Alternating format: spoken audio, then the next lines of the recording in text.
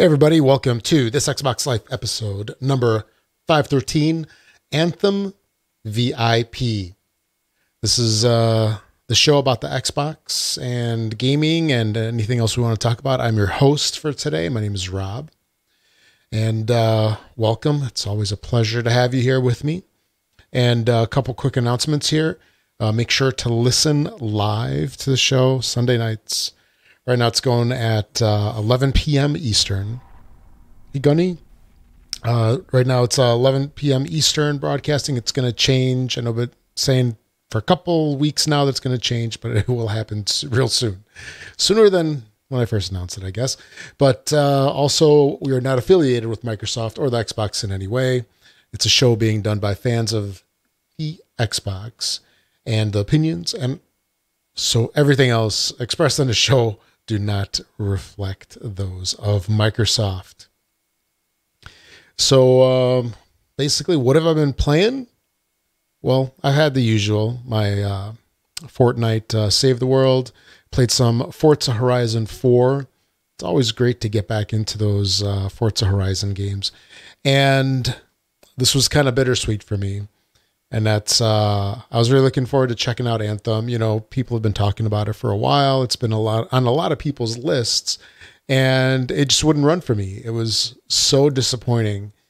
So, you know, even though it was the VIP weekend, you know, I'm sure I can come up with a whole bunch of different things of what that means, and not in good ways, I guess. But, you know, it was a VIP weekend, and there's a lot of folks that really couldn't partake in the game, which really stunk. That was kind of lame. But, you know, you look at what this whole weekend was. It's an early play test, essentially, before the game comes out, in about 4 weeks or so in February. I think it's February 22nd is the release date. So it's late January. It's 4 weeks before. Hey, if they're going to get the kinks out of the game, now's the time to find out about it. And I read some posts from the folks at BioWare in regards to what had happened. And, you know, they kind of discussed about what happened. And, you know, it wasn't that they were prepared, but there were some systems that didn't quite gel, didn't quite work all too well. But hopefully they'll take this as a learning experience and have a much better February 22nd. Now, there is another, it's an open beta. I believe that's on, next Friday? This is February 1st. Let me pull up the calendar here. Yeah, February 1st. And I think it goes through the end of the 3rd, maybe the 4th. Let's say the end of the 3rd, if I remember right. So that is take 2. Let's see how it goes then. Hopefully they'll have all the stuff worked out. Now, there were a lot of issues that people had originally on Friday. I think it was Friday that it started. A lot of folks had a lot of issues back then, and they were supposedly fixed yesterday. This is on the 26th. And I can tell you, no, they weren't. That was really kind of a bummer, at least for me. Like I said, I was really looking forward to checking it out and everything like that. I thought I was in the clear, but I found out today, thanks to Dawn in our community, that, and this is really goofy, how you had to do this. So what happened, what she said to do was you launch the game. And for me, I could get in, I could walk around I'll call it the lobby and all that. Could walk through there, you know, do all my stuff. And then when you try to go into a mission, it would get hung up. Like this little bar would go all the way across the screen and then stop pretty close to the edge and just sit there. So apparently what she said you could do is basically quit out of the game, go back in, say that you could resume from where you left off, and then you got into the game. So that's really a wonky system. And I don't know how they could say like, yeah, the game's working great now when you have to go through that kind of hoop just to get into the game. But unfortunately, I had a busy day today and I couldn't try that. I'm going to see maybe if I can get in a little bit of time here after the show before the whole VIP weekend ends, if it hasn't already. and I'll see if that works for me. But there was also another weird thing, and we kind of talked about this on the Facebook group briefly. Today, I think it was this morning, we talked about it, where the motion inside that lobby area is really weird. It's just unsettling, sort of. And Mark had mentioned that as you're going through there, it's like you're gliding, like you're floating. And it's very much that kind of effect. You know, you're just moving and, you know, just like going around people, like you're on a hover car or something. And I don't know, that might be better if it was actually in a third person view, I think, you know, where you're looking over somebody's shoulder, then it's okay. But if it's first person view and you're walking, you know, I don't know if you should see arms moving or some kind of bounce or, you know, something where you have like the gait of somebody to make it believable, as opposed to just, you know, constant at the same level view. So it was really strange.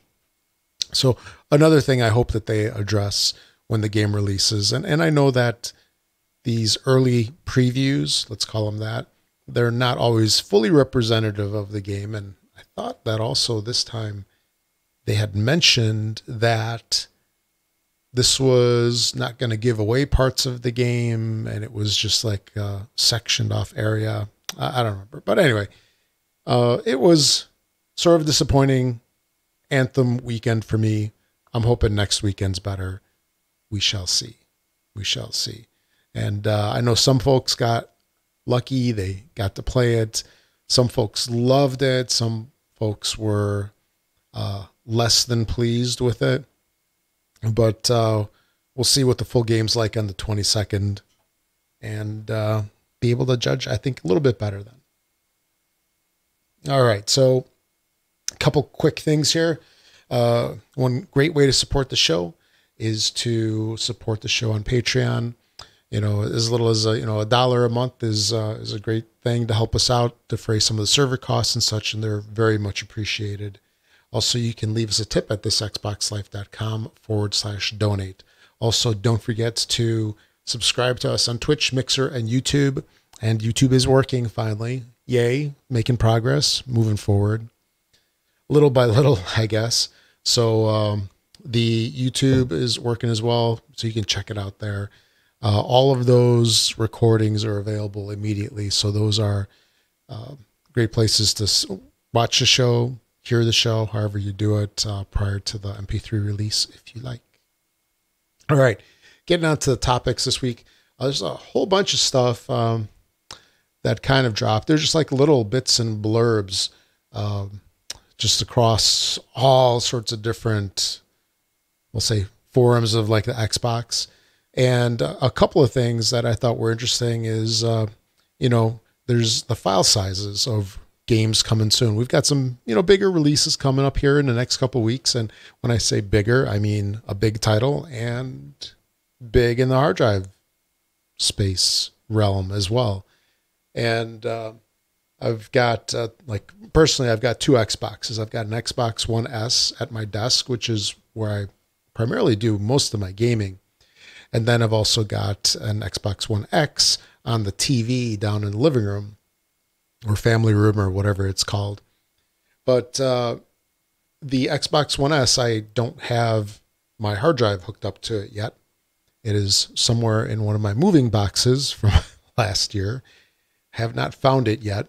But the onboard storage is apparently a problem because I'm running out of space all the time on this thing. So I'm constantly uninstalling and reinstalling, which is really annoying. And if you don't have a ton of hard drive space available, then the stuff, hard drive sizes are important to you because you know how much you can fit on there. So 2 games that are coming up here in the next couple of weeks that apparently have confirmed file sizes are Kingdom Hearts 3. There's a lot of folks that are really looking forward to this rather big action RPG game. But the size on this thing on Xbox One comes in at 35.8. gig.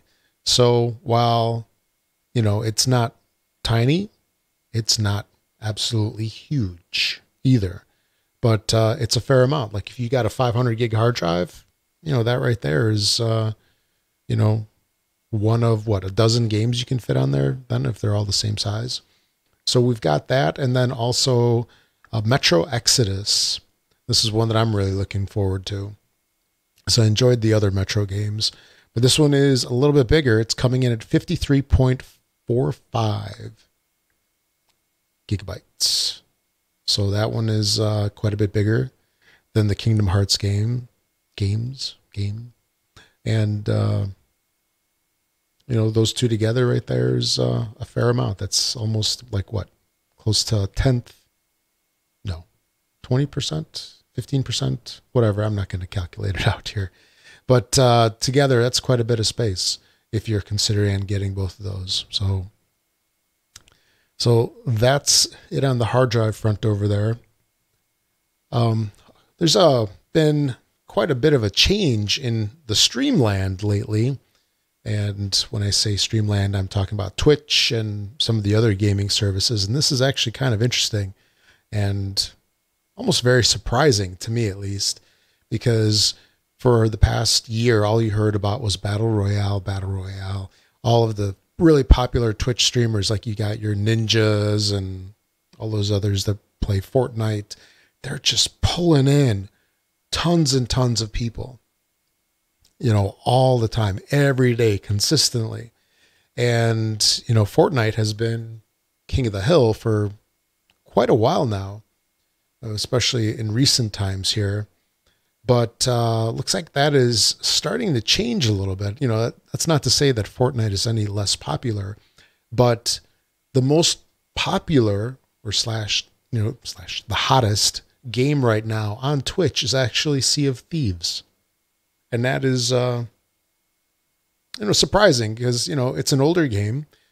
It's not super old, but it came out a little bit over a year ago, or approximately a year ago. And it's turning out to be the most popular streamed game on Twitch right now. And there was an article in Forbes, which, by the way, has a pretty decent gaming section, with news and stuff, which is surprising. I never would have thought it a couple of years ago. But Forbes had an article that discussed it and said that there's a couple of reasons why the game is actually really expanding right now, why it's sort of really blowing up and, catching everybody's attention. And that is because, first of all, the game's matured. When the game first came out, I was really disappointed with it a little bit. Especially it's a game that was essentially free to anybody that had a Game Pass, because it went straight into Game Pass and you could just play it. But, the game felt to me like empty a little bit. It felt like it wasn't finished and sort of uninteresting. And the game has matured. They've added a lot of content to it. I thought I read something one time that said that there's, several times more content in the game. And, that along with, with some of these streamers, all it takes is one big name to start streaming it and everybody else follows. And so that's another reason why they're saying that this game blows up and blew up a little bit here lately. And in addition, that since it's a Microsoft title, it's on PC as well as Xbox.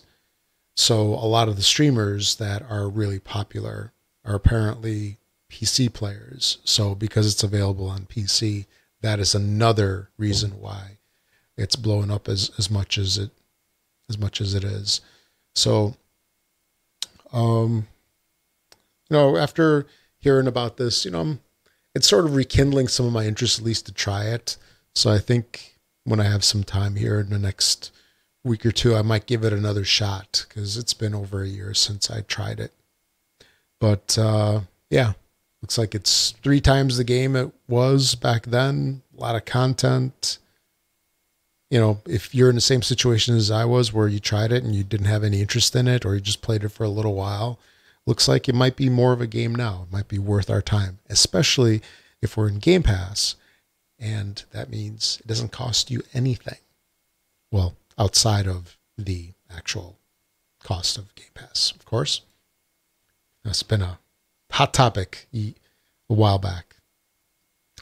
But anyway, couple things here on the Xbox in particular. Looks like we're going to be getting another new feature. So that feature is DTS X sound. So if you have hardware that supports it, great. It's been available to the video system within the Xbox for a while. It's basically like a rival of Dolby Atmos. But there's, I guess, a difference between the systems, and that the DTS-X, it's what they call an object-based surround sound system, where it builds an actual audio landscape. That's the way it's usually described. It builds a landscape and it surrounds you with the sound. Whereas normal speakers, they just, like, if you have center, front right, rear left, for example, if you're playing with that kind of system, it just generates the sound from that particular speaker. Or rather, the sound is sourced at that particular location. And the landscape variety that these new systems put out really kind of surround you, and you are in another, like, realistic level. You're in the center of all that action. So it's one of those things that you also really need to hear to understand, really. You know, just like how I remember years ago when I was at Circuit City, where when we had the, fancy TVs and the DVD players and, the THX sound systems, one of the best things was actually, here, let me show you what it sounds like. And then everybody's jaws would drop like, oh, wow, that's awesome. I want that. How much does it cost? Okay, never mind. But apparently this stuff is a little more affordable nowadays. So actually it's a lot more affordable than it used to be. But it's really cool that Microsoft is adding this stuff to the Xbox as it goes. Because they added the Atmos at some point. I don't remember when it was. And now they're adding the DTS-X. It's so cool that they can add it through software and not just have it be something that it's like, okay, you can't take advantage of any of this until the next hardware generation. So that's the power of software. So it's cool that they're adding this stuff. Another thing on the Xbox, and I don't know, about 2 episodes ago maybe, I talked about some of the backwards compatibility games and statistics and such. So we are currently at, actually, when was this? This was as of today. We are currently at 538 games that are backwards compatible. So these are Xbox 360 games that are available to anybody that's got an Xbox One X. So if you play these on your 360, you don't need your 360 around anymore, right? So you can play it on your Xbox. Did I say Xbox One X? I meant Xbox One, because technically any of the Xbox Ones can play them. But anyway, apparently there were approximately 2,000 games that were released for the 360. So if we've got 538 games available, right, and backwards compatibility, that means about 25%, one quarter of all of the titles on the 360 are available to us. So that's pretty cool. And I don't know, that's only a couple of years that they actually brought all this back, because we didn't have backwards compatibility immediately when the Xbox One launched. So going back even further, so it's 538 titles from the 360. And then going back even further, for the original Xbox, the number is a lot smaller. And we have 33 titles in the back compat program for the original Xbox. So there were over 1,000 games on the original Xbox, on the OG Xbox. So that relates to about 3% of the actual titles. But this stuff grows almost every week. We get a couple titles dropping here and there. And I thought that was pretty interesting. It's really amazing that 1/4 of the entire 360 catalog is available to us on the Xbox One. So that's pretty cool. And it's really awesome that Microsoft is doing that for us gamers. There was another thing here. I got my stuff out of order, where in regards to back compat, there's a couple of titles that just dropped into the back compat program. And these are one of my favorite franchises ever. Well, up until recent years where they kind of tanked it and the new games are like cash grabs. But previously, this is going back like 20 years ago, my favorite franchise was Command and Conquer. And they just recently, Microsoft recently dropped, what were they? Command and Conquer 3 Tiberium Wars and Command and Conquer Red Alert 3 into the back compat program. So that's pretty cool. I don't know if I'll get them quite yet. So these are the 360 games that are in back compat. There is talk of on the 25th anniversary, it looks like it might be next year, there's going to be a release of a remastered collection. So the CNC Command & Conquer remastered collection is going to be coming out here, I don't know, pretty soon, about a year or so. And I'm really looking forward to it. I have the PC version. I forgot what they call it, Ultimate or something like that, or remastered. Some of these, I thought the original CNC was a DOS game. So it's DOS games that they got working for like Windows 95, and you have varying success of getting them to work now on recent PCs. And sometimes even if you do, it's like a really tiny window and there's problems. It doesn't run right. The games run too fast or whatever, but they're going to have a remastered version. And looks like they're going to include Tiberian Dawn, which is the original from 1995. Wow, that was quite a while ago. 1996 Red Alert, expansion packs, and supposedly EA is saying that they're going to launch this without microtransactions. We'll see. If they're saying no microtransactions, what does that mean? They're going to do macro transactions? They're going to try to get even more money? I don't know.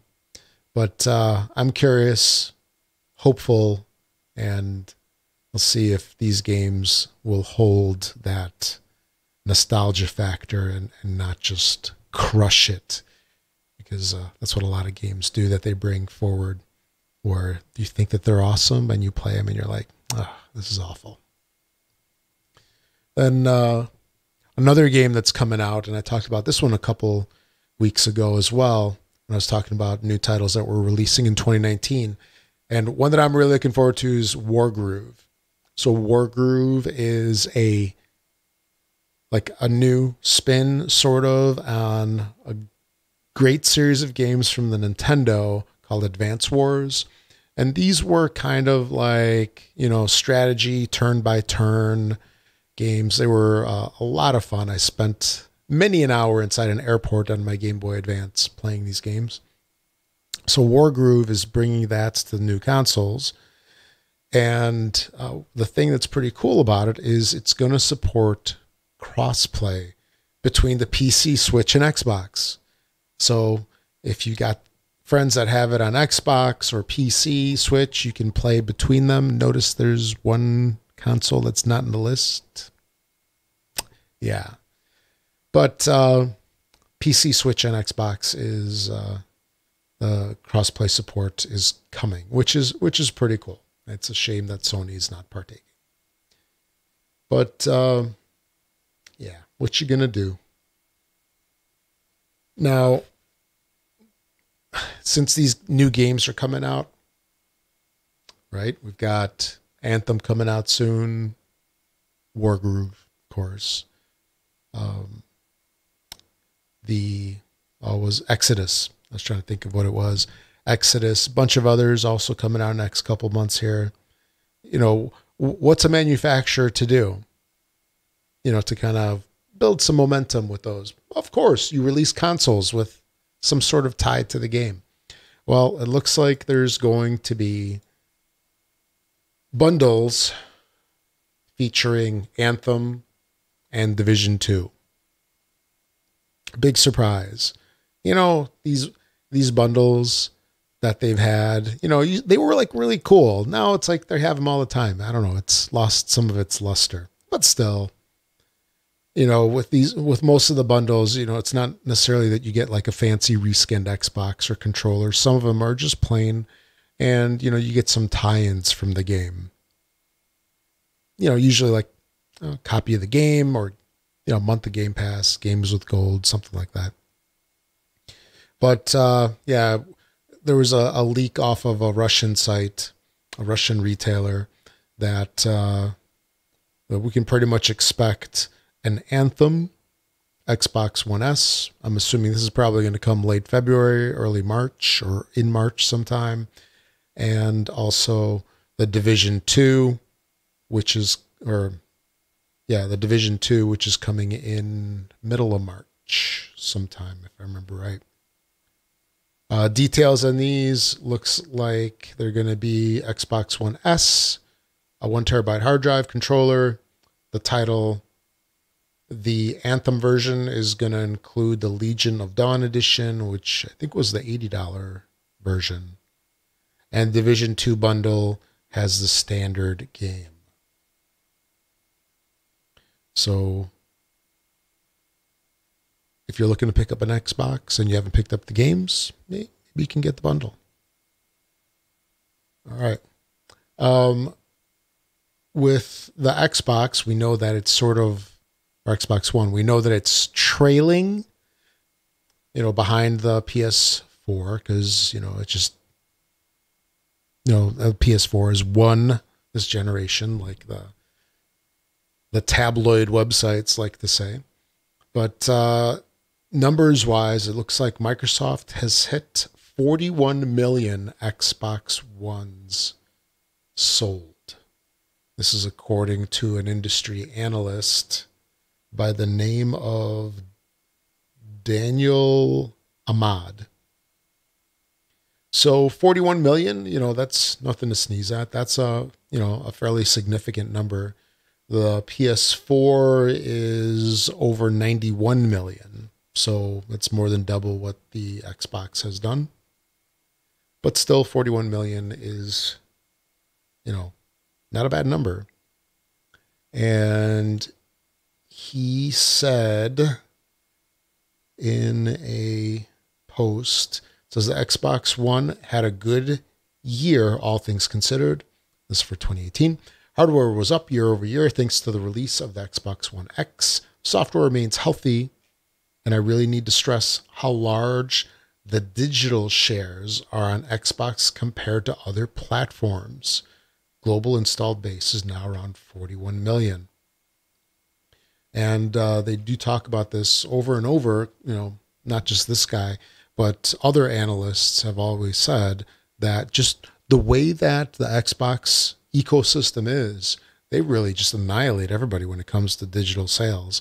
And I know for me, like everything that I've got, except for, I think 2 titles now, I have digitally. So there were 2 games that I have the discs of, and no, actually 3, because I accidentally got one when I thought it was the digital code. But, and 1 I bought digitally, Yeah, I bought digitally when it was on sale, just so I didn't have to use a disc anymore. But yeah, the digital sales are a lot higher on Xbox One compared to any other platform, at least console platforms. So that includes Switch and PS4, really. So that's some interesting numbers over there. And, you know, I'm sure they'll continue to rise and the gap will continue to widen. But what are you going to do? What you going to do? Another Xbox console has made the news, and this is the GOAT Xbox One. And by GOAT, that's GOAT, that stands for greatest of all time.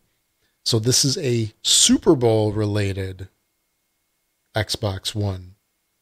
And it's a black Xbox One, and it's got GOAT printed on the top of it. And there is a ring that comes with this. Think Super Bowl ring, right? Except it's an Xbox. It's like a ring that's got like these little jewel things. I'm not going to say diamond because I doubt that they're diamond. It's black. It's got the Xbox insignia right in the middle. And it's massive. And they say it weighs over 1.5 ounces. And it's got 188 black diamonds and 46 green savorite stones. I probably just butchered that, however you say that. So yeah. Oh, actually, so it's a 10 karat premium gold plated black, weighs over 1.5 ounces, 188 black diamonds, 46 green savorite stones, a GOAT merchandise pack, a football jersey autographed by Antonio Brown, and the Madden NFL 19 video game. So how do you get this? Well, you can get that by 2 different entry methods. So if you're interested, you can enter by mail by sending out, actually, you can enter by email. So that's actually kind of nice. So you just send an email to a web or an address at xboxpromotions.com. So that's kind of neat. You don't have to do a self-addressed stamped envelope. Do those even exist anymore? I'm not sure. But you can enter an email, which is nice and easy, or you can enter by making a qualifying purchase by visiting Microsoft.com and purchase a 3-month Xbox Live Gold membership during the sweepstakes period. And this ends... When does this end? It doesn't say. I imagine it's not going to be very long because, Super Bowl time. That's coming up real soon here. And it's only open to residents of the U.S. and District of Columbia.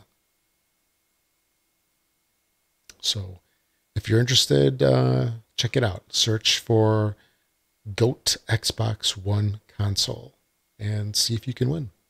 Good luck to you if you enter. All right. What the heck was that? There was something else I was going to talk about, and now I can't find it. Oh, yeah. And lastly here, the Division 2's coming out here, in about 6 weeks approximately? I think that's right. March 15th, I think I said earlier. And we talked about some of the new tech that's coming to Xboxes, and one is variable refresh rate. It looks like the Division 2 is going to support refresh rates up to 100 hertz. So I'm not sure if this is one of the first games that's going to be supporting it, but it's really cool that, it's going to be like a step up for the games, and hopefully more games are going to support this. Even though you have to have the TV and such, you have to have the proper display in order to support this stuff. But it's cool that it's finally coming out. And I believe that is about it for the stuff here for episode 513. Yep, talked about that. And that is all for the roundtable this week. All right, a couple quick things. If you'd like to leave us a voicemail, you can do that at thisxboxlife.com. Go to the right-hand side of the screen, click on the little leave voicemail widget. You can leave a recording up to 90 seconds. If you need to talk longer, you can leave multiples, or alternatively, you can send an MP3 recording to contact@thisxboxlife, and I'll play it on the show. Also, we have a Twitter account, thisxboxlife.com/Twitter, or just search @thisxboxlife. And there's a Facebook group. You can find that on Facebook by searching for This Xbox Life. It's a closed group, which just means that you have to ask for membership. Pretty much everybody gets approved, but you do have to answer questions, and you have to answer them. If you don't answer, you don't get in. You have to answer them reasonably correct. You have to be close. They're easy. You should be able to do it. If you haven't already joined, I believe in you. You can do it. But answer the questions, and then you'll get membership in there. Basically, it's a closed group, which just basically means we keep the spammers out. And also an added benefit is that if you're in there, anything you post in there is only readable by people within the group. So if, as I always like to say, if you're posting in the middle of the day, your boss won't see you posting on Facebook. But then again, why is he on Facebook or she on Facebook as well? Or if they're in the group with you, then they know anyway. But maybe they'll appreciate your post then. Alrighty. So that's that. Now on to the retail releases. Okay, Rob, what you got for us today? What you got? We're ready to play. Give us a list of games that we can buy and play. Okay, Rob. All right, retail releases for the week of January 29th. I can't believe it's end of January already. January 29th to February 1st. We have on the 29th, this is what, Tuesday probably? Yes, Tuesday. Genesis Alpha 1, Kingdom Hearts 3. We just talked about the hard drive space in that thing. That one also is X enhanced. On the 30th, we have Dade. It's either Dade Through Time or it's Dade Through Time. One of those two. So that's on the 30th. 31st has Warbital Bombfest. That one is also on the Xbox One X Enhanced camp there. 8-Bit Hordes on February 1st. Animal Super Squad on February 1st, and Wargroove on February 1st. So Wargroove is a insta play for me. So looking forward to that one. So that's really about it. Not a whole lot. What do we got? About 8 titles. And Kingdom Hearts 3, definitely the shiny penny in that list, and Wargroove. So that's that there. All right, Games with Gold. We're winding up January. I haven't seen any releases for February yet. So we'll probably hear the February releases this coming week. Probably Wednesday, Tuesday, something like that. Maybe tomorrow if we're lucky. But continuing for a couple more days in January and leaving Games with Gold on January 31st is Celeste. And then WRD 6 is going through the middle of February. So if you want to get your rally racing on, you might want to give that one a try. And I've heard that Celeste is decent. It's a little platformer game. Then for back compat, we have Far Cry 2 going through January 31st. And again, so the new games for February, don't know yet. I'll announce them next week, but by then you'll probably know. Alrighty. Last couple announcements real quick here. If you make any purchase on Amazon, please consider using our affiliate link. That's a great way to support the show. It doesn't cost you anything extra. Basically, when you use our affiliate link, when you click through, we get a little finder's fee for helping direct people their way, and it helps defray some of the costs, and it's a great way to support the show. Also, if you're an iTunes user, you can also support the show by going to the iTunes store, finding the podcast on there, give us a 5-star review. The more of those that we get, the more we get bumped up in the rankings and helps people find out about the show. Again, follow us on Mixer, Twitch, and YouTube. Now that YouTube's working, you can follow on there. And thanks to Learn Your Lesson for some of the music here in the show. So that's about it for episode 513. Yes. And hopefully next week, we'll be able to talk a little bit better about Anthem, just because more people will hopefully be able to play it by then. BioWare, you got a week. 1 week. That's how much time you have to fix your stuff. So, alrighty. Thanks for listening, everybody. My name is Rob, also known as Presar. I'll catch you all next week.